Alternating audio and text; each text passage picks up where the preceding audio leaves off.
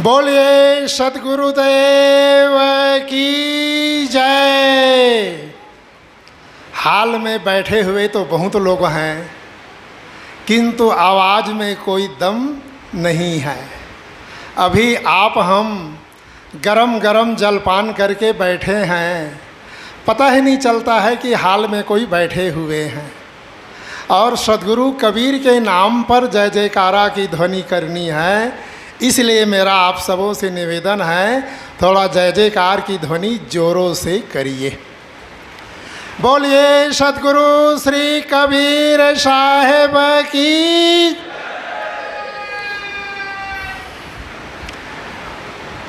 पूजनीय गुरुजन, वंदनीय संत समाज, आदरणीय साधी समाज, सत्संग प्रेमी सज्जनों, श्रद्धा मूर्ति देवियों, आप हम 3 दिनों से 650वीं कबीर जयंती मना रहे हैं और इकट्ठे हुए हैं यहाँ कबीर साहब की जयंती मनाने, उनके विचारों का आदान प्रदान करने के लिए।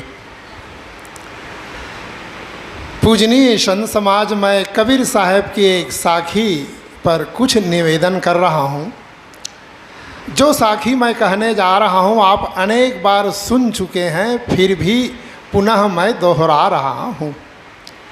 सद्गुरु कबीर ने कहा है, मानुष तेरा गुण बड़ा, मांस न आवे काज, हाड़न होते आभरण, त्वचा न बाजन बाज।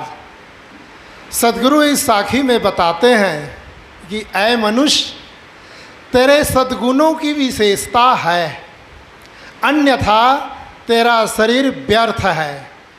तुम्हारे मरने के बाद न तुम्हारी हड्डी से किसी प्रकार के गहने बनेंगे, न ही चाम से जूते बनेंगे अथवा बाजा बनकर बजेंगे। तो सद्गुरु इस साखी में कहते हैं, मानुष तेरा गुण बड़ा। सद्गुरु कबीर यह नहीं कहते हैं कि हिंदू तेरा गुण बड़ा, मुसलमान तेरा गुण बड़ा, सिख तेरा गुण बड़ा, ईसाई तेरा गुण बड़ा। सद्गुरु कबीर साफ साफ शब्दों में कहते हैं कि मानुष तेरा गुण बड़ा। दुनिया में कबीर एक ऐसे महापुरुष हुए हैं जो मनुष्य को मनुष्य की दृष्टि से देखने की सीख दिए हैं। वैसे और भी महापुरुष हुए हैं, किंतु जितना साफ इस भूतल पर सद्गुरु कबीर ने कहा है, आज तक किसी महापुरुष ने नहीं कहा है। इसे आपको समझना हो, देखना हो, तो उनकी वाणी बीजक आप पढ़िए। बीजक, बीजक में सद्गुरु कबीर ने साफ साफ शब्दों में लिखा है, एक त्वचा हाड़ मल मूत्रा, एक रुधिर एक गूदा, एक बूंद से सृष्टि रची है, को ब्राह्मण को शूद्रा। सद्गुरु कहते हैं, सबके शरीर में एक ही प्रकार का चाम है, रक्त है, हड्डी है। फिर यहाँ कौन ब्राह्मण है, कौन शूद्र है? वैसे जाति संस्कृत भाषा का शब्द है, जिसका अर्थ होता है पैदा होना, और जिसकी पैदाइश एक, उसकी जाति एक होती है, दो नहीं होती है। जैसे इस भूमंडल के किसी कोने के नर हों और किसी कोने के नारी, उन दोनों से बच्चे होते हैं, इसलिए उन दोनों की जाति एक है, दो नहीं है। किंतु बैल से और ऊँटनी से बच्चे नहीं होते हैं, इसलिए उसकी जाति अलग अलग है। इसी प्रकार आप ले लीजिए। आज देखिए, सद्गुरु कबीर का सबसे बड़ा अपील है आप और हमारे लिए। उन्होंने कहा है, जब एक मनुष्य दूसरे मनुष्य से मिले तो मनुष्यता के नाते मिले, न कि जाति पूछ करके मिले। जब आपको शादी विवाह करना हो तब आप जाति पूछ लीजिए, बाकी समय जाति पूछने की क्या आवश्यकता है? आप हम मनुष्य हैं, और सदगुरु कबीर के अनुयायी हैं। सदगुरु कबीर के अनुयायी हो करके जाति पाति में बटे हैं, ऊंच नीच की भावना में बटे हुए हैं। मैं बड़ा तू छोटा, मैं बड़ी जगह का तू छोटी जगह का, ये मान्यता में जकड़े हुए हैं। तो कहाँ आप हम सदगुरु कबीर को समझ पा रहे हैं।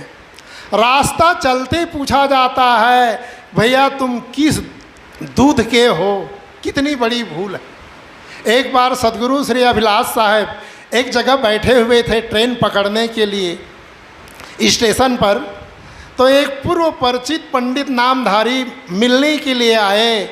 उनको पता चला तो नमस्कार किए, बैठे और कहने लगे कि मैंने सुना है कि आप जाति पाति नहीं मानते हैं। उस महापुरुष ने कहा, मैं तो दूर से जान जाता हूँ कि अमुक जाति का आ रहा है, एक गदहा आ रहा है, गदहा को देखकर जान जाता हूँ गधे जाति का आ रहा है। बैल आ रहा है, बैल को देखकर जान जाता हूँ बैल जाति का आ रहा है। मनुष्य आ रहा है, मनुष्य को देखकर जान जाता हूँ कि मनुष्य जाति का आ रहा है। तब उस विद्वान ने कहा, तब कहाँ आप जाति पाति मानते हैं। ये जाति पाति का कोड़ हमारे दिमाग में जब तक घुसा रहेगा, हम कबीर साहब को कभी नहीं समझ सकते हैं। कबीर साहब के अनुयायी भी कहला रहे हैं और जाति पाति की मान्यता में भी भटके हुए हैं। जाति पाति में तो भटके हुए हैं, अनेक प्रकार के अंधविश्वास में भी भटके हुए हैं। भूत प्रेत देवी देवता न मालूम कहाँ कहाँ भटक रहे हैं। उस देवता के आगे झुक रहे हैं जो ना बोलता हो ना डोलता हो, और जो आशीर्वाद देता है, जो आदर्श उपस्थित करता है, जो हमें ज्ञान दे करके शिक्षा देता है, उनके सामने हम झुकना नहीं चाहते। सोचते हैं कि पता नहीं ये किस जाति का है। कितनी बड़ी भूल है, कहाँ हम समझ पा रहे हैं। जबकि सदगुरु कबीर ने कहा है कि जो कुछ करो सो पूजा।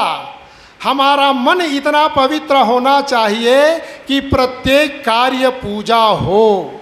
एक कबीर साहब कहते हैं, आज आप हम क्या करते हैं, मंदिर में जा कर के तो 3 घंटा खूब पूजा करेंगे, जैसे वहाँ से निकलेंगे रास्ते में चींटियों के लिए चीनी गिराएंगे, आटा गिराते हुए चलेंगे, किंतु जब दुकान में बैठेंगे घी में डालडा मिलाते हैं, चना में कंकड़ मिलाते हैं और हल्दी में पीली मिट्टी मिलाते हैं। कपड़ा नापेंगे तो मीटर को सरका करके नापते हैं। मंदिर और मस्जिद में हमें भगवान दिखाई दे रहा है, और जहाँ सचमुच भगवान है वहाँ हम भगवान नहीं समझ पाते। सोचते हैं देखिए यहाँ एक और भगवान बैठे हैं, एक और भगवती, इनको हम भगवान भगवती नहीं समझ पाते। जब इनको हम भगवान भगवती नहीं समझ पाते हैं तो कबीर साहब के वाणी को कैसे समझेंगे। कबीर साहब का ये संदेश है कि मनुष्य को मनुष्य की दृष्टि से देखो, किसी को जाति मत पूछो और सबके साथ समान व्यवहार करो। ये उस महापुरुष का आदेश, और यही तो हम नहीं कर पा रहे हैं। सोचिए, इतना ही नहीं, अनेक प्रकार के दुर्व्यसनों में फंसे हुए हैं। 2.5 इंच की बीड़ी आज आदमी को कितना गुलाम बना दिया, कितना गुलाम बनाया है। कल की ही बात है, गुरुजी का प्रवचन चल रहा था। एक सज्जन यहाँ से निकले, जा कर के वहाँ तंबाकू रगड़ने लगे। जैसे उन्होंने तंबाकू रगड़ना शुरू किया, जिधर भोजन वितरित किया जाता है वहाँ एक आदमी बैठा हुआ था, वहाँ से उठ कर के गया, उसके सामने हाथ फैलाया कि श्रीमान जी मुझे भी तो दीजिए। आदमी कितना गुलाम हो गया, एक बार रोटी नहीं मांगेगा, पानी नहीं मांगेगा, किंतु तंबाकू के लिए हाथ फैला ले। कितना हम गुलाम हुए।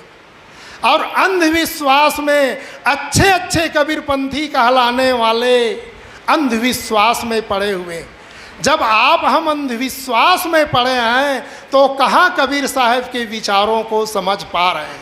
तो सदगुरु कहते हैं मनुष्य बनो। आज आप हम ब्राह्मण, वैश्य, क्षत्रिय, शूद्र, साधु, महंत, डॉक्टर, वकील की जितनी मतलब बनना चाहते हैं बने, किंतु इससे अधिक आवश्यकता है मनुष्य बनने की। आप ब्राह्मण बन गए, वैश्य बन गए, शूद्र बन गए, सब बन गए, मनुष्यता नहीं आई तो समझ लीजिए आप हम कबीर साहब को नहीं समझ पाए। और कुछ भी नहीं बने, मनुष्य बन गए तो सब बनना सार्थक हो गया। तो इसलिए इस बेगम बाजार के हाल में आप हम उपस्थित हुए हैं। आज आखिरी दिन है। बस मेरा आप सबों से हाथ जोड़ करके निवेदन है कि आप हम केवल मनुष्य बनेंगे। आज से मनुष्यता का ही व्यवहार करूँगा, किसी को नीच नहीं कहूँगा। यह संकल्प ले करके आप हम यहाँ से उठें तो यहाँ आपका हमारा आना सार्थक हो जाएगा, नहीं तो केवल भाषणबाजी रह जाएगी। बस मैं इतना कहकर अपनी वाणी को विराम दे रहा हूँ। बोलिए सद्गुरुदेव की जय।